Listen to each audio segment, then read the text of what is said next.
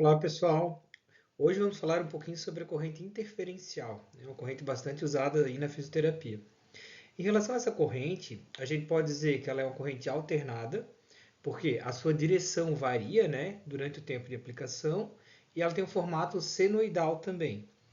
Possui importantes efeitos. Então a gente observa o efeito ali de analgesia, também observamos um efeito importante de estímulo muscular, redução de edema e também relaxamento muscular. Então esses são efeitos primários, né, dessa corrente de acordo com os parâmetros, né, que a gente for escolher depois. Quando a gente olha para a frequência, ela é dividida em 2.000, 4.000 ou 8.000 Hz. Alguns aparelhos têm só 2.000 e 4.000 Hz.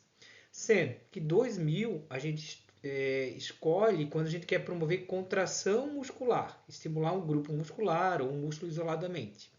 E já 4.000 ou 8.000, quando a gente pretende fazer um processo de analgesia, né? Então, seja por uma dor crônica, por uma dor aguda, né?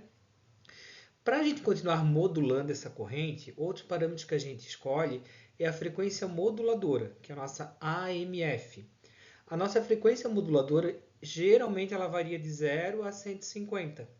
Então, a gente vai escolher ali, né, uma frequência, por exemplo, em torno de 100 Hz, né?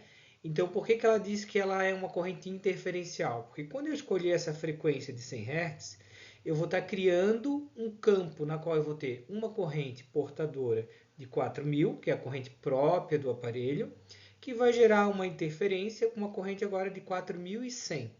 Então eu vou resultar o quê? Numa interferência de 100 Hz, sobre o efeito, né, do paciente. Lembrando ainda que a gente vai ainda determinar o delta MF. Geralmente o delta MF é um valor que varia em torno de 50% da frequência moduladora, da MF. Então, se eu escolher 100 Hz de MF, eu vou escolher em torno de 50 Hz de delta AMF.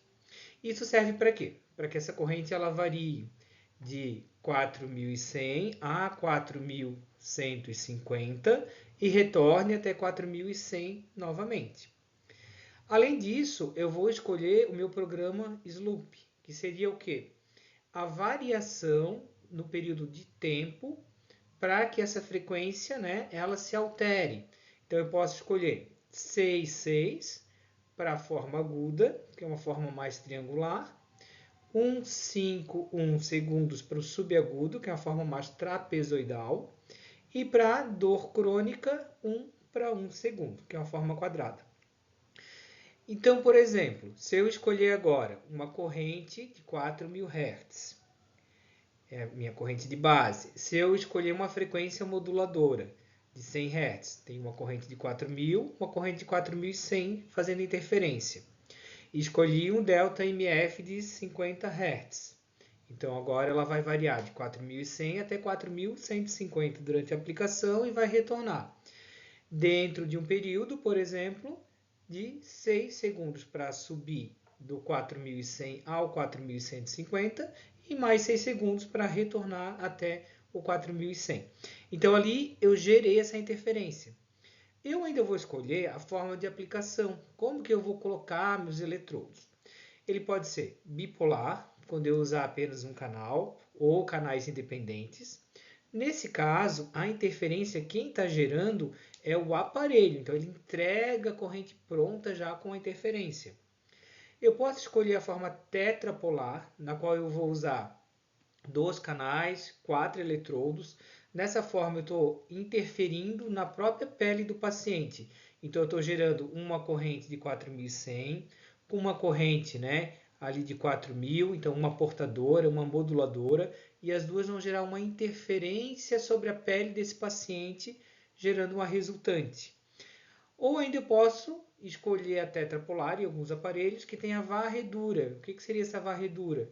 À medida que ela está fazendo a sua interferência, ela alterna no ângulo ali de 45 graus do ponto de interferência, pegando uma área maior de aplicação.